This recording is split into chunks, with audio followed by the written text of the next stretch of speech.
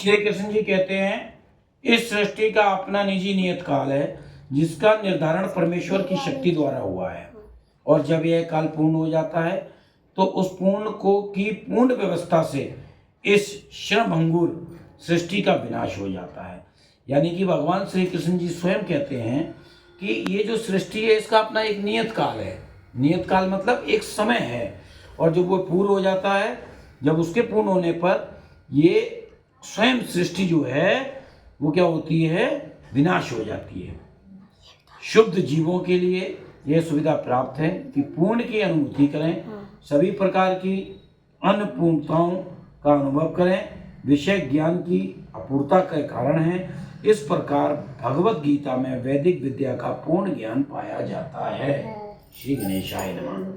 मतलब भगवत गीता के अंदर ये पूरा ज्ञान पाया जाता है, जिसमें श्री कृष्ण जी ने ये बताया है कि एक आप मानव शरीर लेके पूर्ण किस प्रकार से होंगे, अपूर्णता को कैसे दूर करेंगे।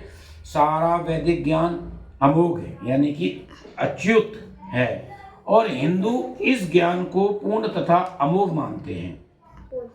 उदाहरणार्थ गोबर पशुमल है। पशुमल मतलब गोबर पशु की टट्टी है, यानी कि गोबर पशुमल है। और स्मृति या वैदिक आदेश के अनुसार यदि कोई पशुमल का स्पर्श करता है तो उसे शुद्ध होने के लिए स्नान करना पड़ता है। ठीक है ना। देखिए श्री कृष्ण जी क्या समझा रहे हैं, भगवान की फोटो लो। श्री कृष्ण जी ये समझा रहे हैं, उदाहरण ऐसे दे रहे हैं कि गोबर जो है वो पशु का मल है, और जब कोई पशु का मल उठाता है तो उठाने के बाद वो क्या करता है, स्नान करता है शुद्ध होने के लिए, है ना। शुद्ध होने के लिए स्नान करता है। लेकिन वैदिक शास्त्रों में, जो वैदिक शास्त्र है उसमें गोबर को पवित्र करने वाला माना गया है। देखिए आप, अरे वहीं से चला लिया करो ना दबा के ऊपर से ही, तो उसी गोबर को वैदिक, या सुनो चुपचाप, या तो बंद कर दो, बने तो बनाओ वीडियो आप लोग अपनी, नहीं तो बंद कर दो। सुनो, वैदिक ज्ञान क्या होता है। वैदिक ज्ञान में बताया गया है कि हिंदू इस ज्ञान को पूर्ण तरीके से नहीं जानता है, जिसे श्री कृष्ण जी बता रहे हैं। क्या बता रहे हैं, वैदिक ज्ञान उसे कहते हैं जैसे कि गोबर है, गोबर पशु का मल है। और आपको याद होगा जब भी आप गोबर उठाते हैं, जैसे गांव में कहते हैं गोबर कूड़ा कर लो, जब आप गोबर उठाते हैं तो उसको उठाने के बाद आप पवित्र और शुद्ध होने के लिए स्नान करते हैं। ठीक है ना। वहीं उसके विपरीत, इसके विपरीत क्या होता है, वैदिक शास्त्रों में गोबर को पवित्र करने वाला माना गया है। अगर कहीं पे कोई पूजा पाठ होना है तो गोबर से लीप दो, पवित्र माना गया है। गोबर के उपले ले आओ, उससे अग्यारी लगाओ, तो वहां पे गोबर को पवित्र माना गया है। इसे विरोधाभास कहा जा सकता है, लेकिन यह मान्य है क्योंकि यह वैदिक आदेश है, और इसमें संदेह नहीं है कि इसे स्वीकार करने पर किसी प्रकार की त्रुटि नहीं होगी। मतलब इस बात को लेकर विरोध किया जा सकता है। अगर आपका ज्ञान अधूरा रहेगा, आज आपके बच्चों को नहीं मालूम होगा कि संसार में क्या है, तो कल आगे आने वाली पीढ़ी इसका विरोध करेगी, गोबर को पवित्र नहीं मानेगी। लेकिन ये मान्य है, वैदिक आदेश है, हमारे वैदिक ग्रंथों में लिखा है, इसलिए ये मान्य है कि गोबर ही पवित्र है। इसमें कोई संदेह नहीं किया जा सकता है। अब तो आधुनिक विज्ञान द्वारा यह सिद्ध किया जा चुका है कि गाय के गोबर में समस्त कीटनाशक गुण पाए जाते हैं। अतः वैदिक ज्ञान पूर्ण है क्योंकि यह समस्त संशय एवं त्रुटियों पर परे से परे है, और भगवत गीता समस्त वैदिक ज्ञान का सार है। वैदिक ज्ञान क्या है, वैदिक ज्ञान वो है जो हमारे वेदों में बताया गया है। और वैदिक ज्ञान में अब तो ये संदेह रह ही नहीं गया है, क्योंकि आधुनिक जो विज्ञान है, विज्ञान भी ये मानता है कि जो गाय का गोबर है इसके अंदर कीटनाशक गुण पाए जाते हैं। गाय के गोबर को आप जहाँ रखेंगे, जहाँ लीप देंगे, जहाँ वहाँ कीट पतंगे खत्म हो जाते हैं। तो ये तो विज्ञान भी मान गया है। जब विज्ञान मान गया है तो इसका मतलब ये है कि ये वैदिक ज्ञान जो है वही पूर्ण है, जो हमारे वेदों का, जो हमारे वेदों में ज्ञान है वही पूर्ण है। इसमें कोई संशय, कोई शंका नहीं है, कोई त्रुटि नहीं है। भगवत गीता समस्त वैदिक ज्ञान का सार है। भागवत जो गीता है, जो श्री कृष्ण जी ने गीता का पाठ पढ़ाया है, वे जितने भी वेद हैं सबका एक निचोड़ है। निचोड़ का मतलब जैसे आप एक लंबी कहानी पढ़ते हैं, एक राजा था, एक रानी थी, राजा लड़ा, रानी को लाया, ये हुआ वो, अंत ये हुआ कहानी का कि राजा रानी एक हो गए, उसी के पीछे पूरी कहानी चली। तो कहने का मतलब कि समस्त जितने भी हमारे वेद हैं उनका सबका जो समरी है, जो सबका सार है, जो सबका निचोड़ है, वही मद् भागवत गीता है। बोलिए भागवत भगवान की जय हो। वैदिक ज्ञान शोध का विषय नहीं है। हमारा शोध कार्य अपूर्ण है, क्योंकि हम अपूर्ण इंद्रियों के द्वारा शोध करते हैं। हमें पहले से चले आ रहे पूर्ण ज्ञान को परंपरा द्वारा स्वीकार करना होगा। जो वेदों का ज्ञान है वो शोध का विषय नहीं है। हम शोध कार्य अपूर्ण है, यानी जो वैदिक ज्ञान है उस पर संशय नहीं करना है। हम संशय के कार्य से अपूर्ण है, क्योंकि हम अपूर्ण इंद्रियों के द्वारा शोध करते रहे हैं। जो हमारी अधूरी इंद्रियां हैं, उनमें अधूरा ज्ञान होता है, उसके द्वारा हम संशय पैदा करते रहते हैं। हमें पहले से चले आ रहे पूर्ण ज्ञान को परंपरा द्वारा स्वीकार करना होगा।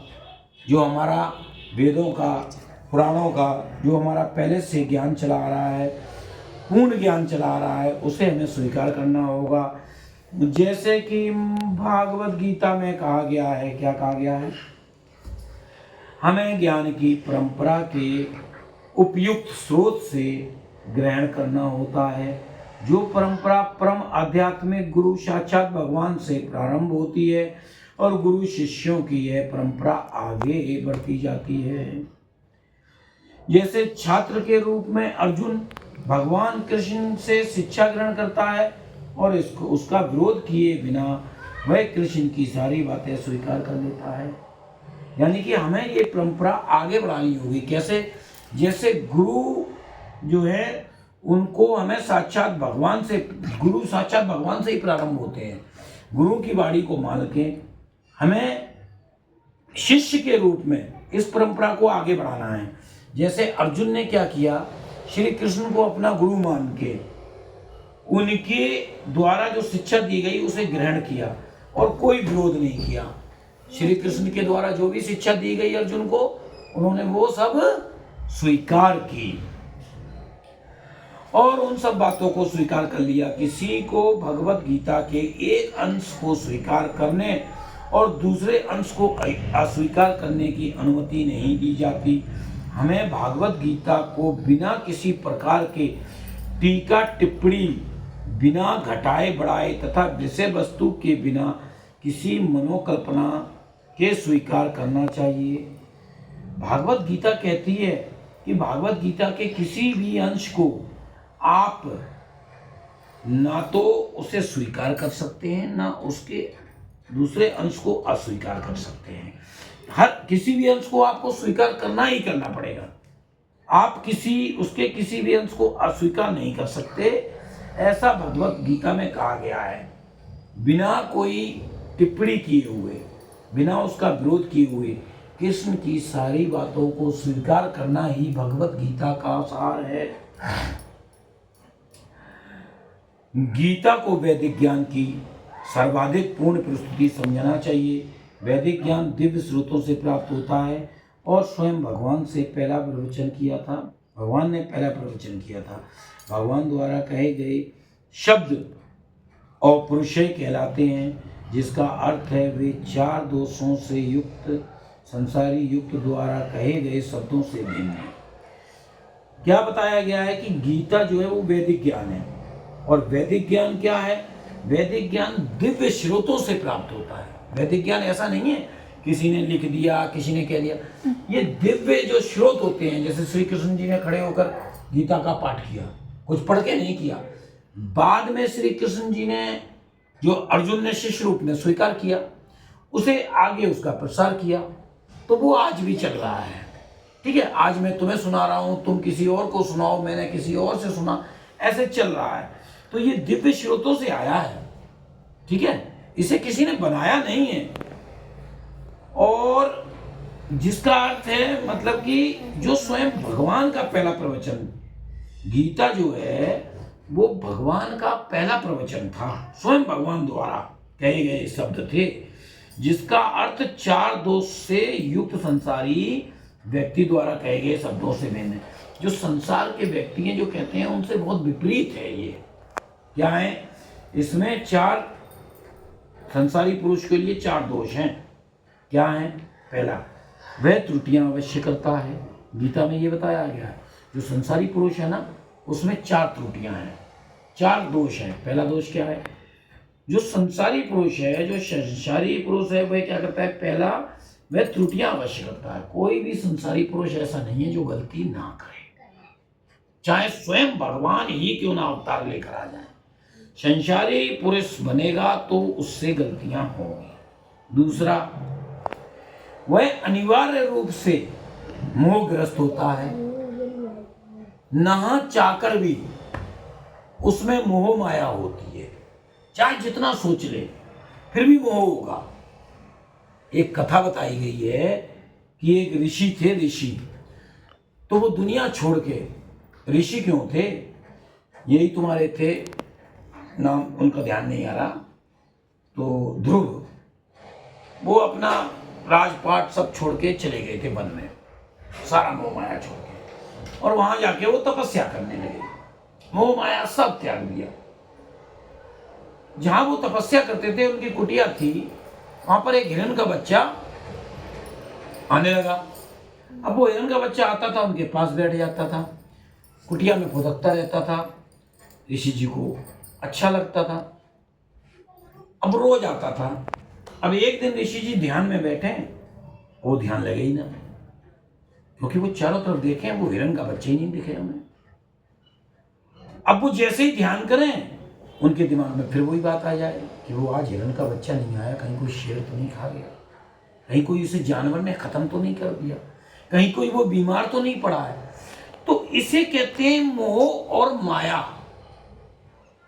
यानी वो संसारी पुरुष जो एक साधु बन गया, संसार की मोह माया धन संपदा सब त्याग के जगत से दूर वन में चला गया और वहां जाके अपना जीवन सन्यासी का जीवन व्यतीत करने लगा, उसे भी उस हिरण के बच्चे से मोह हो गया। तो गीता में ये बताया गया है कि ये दूसरा दोष है जो संसारी पुरुष में रहेगा, वो चाहकर भी मोह माया का त्याग नहीं कर सकता। और पहला दोष क्या था बच्चों? गलतियां करता है। पहला दोष ये था कि मानव चाहकर भी ये सोचे कि उससे गलती ना हो, ऐसा नहीं हो सकता है। मनुष्य गलतियों का पुतला है। तो ये दोष श्री कृष्ण जी ने बताए हैं संसारी पुरुष के लिए। पहला, वह त्रुटियां अवश्य करेगा। दूसरा, वह अनिवार्य रूप से मोहग्रस्त होगा। और तीसरा है उसमें अन्यों को धोखा देने की प्रवृत्ति होती है। ये तीसरा दोष भी है। कोई कितना भी अपने आप को ईमानदार कहे, कोई कितना भी अपने आप को सच्चा कहे, कोई कितना भी अपने आप को भक्त कहे, कोई कितना भी अपने आप को अनुयायी कहे, लेकिन ये तीसरा दोष श्री कृष्ण जी ने कहा है कि अन्य लोग को धोखा देने की प्रवृत्ति होती ही होती है। ये प्रवृत्ति जाएगी नहीं, चाहे छोटी मात्रा में हो चाहे बड़ी मात्रा में हो। कहते हैं कि भागवत गीता जो है वो दिव्य स्रोतों से है। ये कोई किस्सा कहानी नहीं है, गुरुजी ने लिख दिया और हमने पढ़ लिया और स्कूलों में पढ़ा दिया गया। ये दिव्य स्रोत है, यानी वो मार्ग है जो दिव्यता से आया है, जिसे श्री कृष्ण जी ने अपने मुख से कहा है। उन्होंने परम पिता परमेश्वर भगवान श्री हरिनारायण ने स्वयं अपने मुख से कहा है। तो उन्होंने ये बात बताई है। भागवत गीता कहते हैं ना, भागवत गीता भगवान की जय। तो उन्होंने ये बात बताई है कि मनुष्य कितना भी पाखंड कर ले, ये चार दोष उसमें रहेंगे। पहला, वह गलतियां अवश्य करेगा। दूसरा, उसकी मोह माया से सदैव ही ग्रस्त रहेगा, मोह माया जा ही नहीं सकती।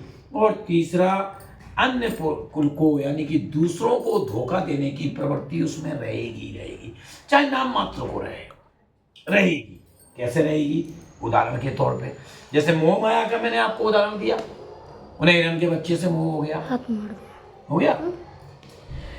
ऐसे ही गलतियों का उदाहरण क्या है? अब हम गीता पाठ कर रहे हैं, बीच बीच में भगवान से कहते हैं भगवान क्षमा करें। क्या है कि हमसे एक मात्रा का गलत उच्चारण हो जाता है, गलती तो हो ही जाती है कहीं ना कहीं, ठीक है ना। इसी प्रकार से दूसरों को धोखा देने की प्रवृत्ति बनी रहेगी। कैसे बनी रहेगी? कुछ नहीं रहेगी तो प्रसाद बांट रहा होगा तब भी उसके दिमाग में ये ख्याल आ जाएगा कि इसे कम दो, इसे ज्यादा दे दो। पूजा करते समय जो पंडित पूजा कराता है उसके भी दिमाग में ये बात आ जाएगी कि क्यों ना इससे 11 रुपए जजमान से यहाँ जो धराए हैं इसकी जगह 111 धरा लिए जाए। धोखा देने की प्रवृत्ति रहेगी, वो नहीं जाएगी। थोड़ा सा गिना लो, ठीक है ना। तो ये धोखा देने की प्रवृत्ति है। जैसे आदमी कहता है, बड़े प्यार से कह देता है, एक आदमी कहता है जैसे वाल्मीकि जी थे तो जब भगवान ने उनसे कहा ये लूट मार क्यों करते हो, तो उन्होंने कहा हम तो अपने परिवार के लिए करते हैं। तो भगवान ने उनको साक्षात बोला कि परिवार के लिए करते हो, धोखे में हो, पूछ लो। तो धोखा देने की प्रवृत्ति बस अपने आप उड़ जाएगा। धोखा देने की प्रवृत्ति कहीं ना कहीं मनुष्य में रहेगी। और इससे बड़ा उदाहरण हम आपको क्या दें कि गाय और बछड़ा जब एक नांद में खा रहे हों और आप उसके अंदर फल फेंक दो तो एक बार वो गाय भी बछड़े को धोखा देके फल में मुंह मार लेगी। तो धोखा देने की प्रवृत्ति कहीं ना कहीं मनुष्य में रहेगी। और चौथा जो अवगुण बताया है वह अपूर्ण इंद्रियों के कारण सीमित होता है। इन चारों दोषों के कारण मनुष्य सर्वव्यापी ज्ञान को प्राप्त नहीं कर पाता है। यानी कि चौथा दोष क्या है कि मनुष्य के अंदर जो इंद्रियां होती हैं, जो इंद्रियां हैं, इंद्रियां कौन है? हमारा मन, हमारा चलायमान मन। हम अपने मन के वश में रहते हैं।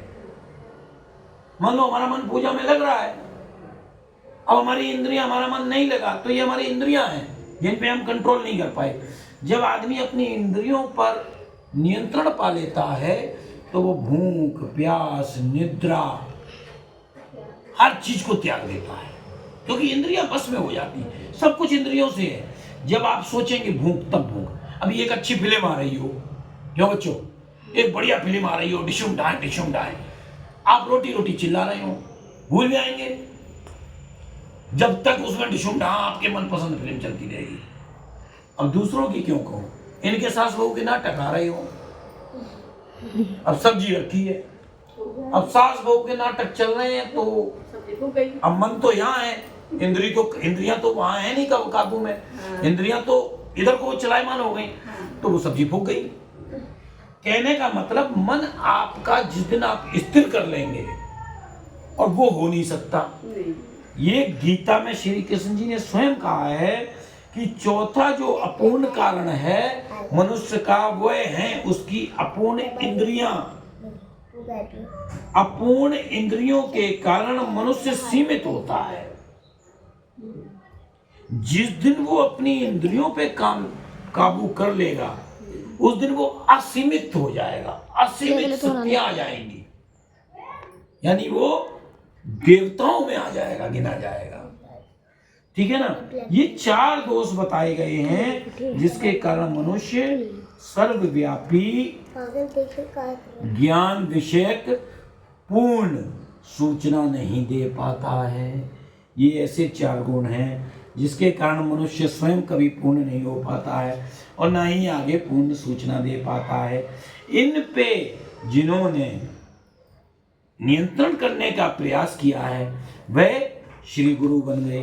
बोलिए श्री कृष्ण चैतन्य प्रभु नित्यानंद श्री आदित्य गदाधर श्री वास आदि गौरव भक्त वृंद राधे श्री हरे कृष्ण कृष्ण कृष्ण हरे हरे, हरे राम राम राम हरे हरे।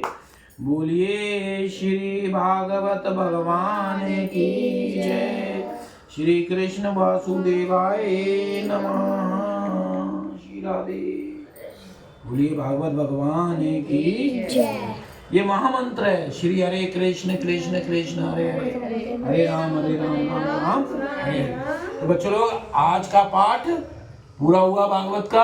आगे कल पढ़ेंगे आज के पाठ में भागवत में क्या है। श्री कृष्ण जी ने बताया है, इस भागवत गीता को भागवत भगवान कहते हैं। ये दिव्य स्रोतों से लिखी गई है, यानी दिव्य स्रोतों से भगवान ने अपने मुख से वर्णन किया गया है। उसी को आगे आगे आगे आगे आज कलयुग तक लाए हैं हम लोग, द्वापर से लेके। इसमें श्री भगवान ने स्वयं अपने मुख से कहा है कि मनुष्य कभी पूर्ण नहीं हो सकता है। क्यों? क्योंकि उसके अंदर ये 4 दोष रहते हैं, और ये 4 दोष कभी कोई नहीं कह सकता है कि मेरे मिट गए।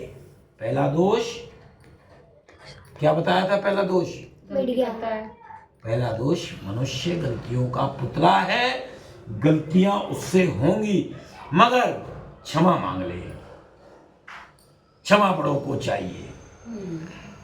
दूसरा दोष, कभी मोह नहीं त्याग सकता है, यानी ममता मनुष्य की कभी खत्म नहीं हो सकती है। हाँ, कम कर सकता है।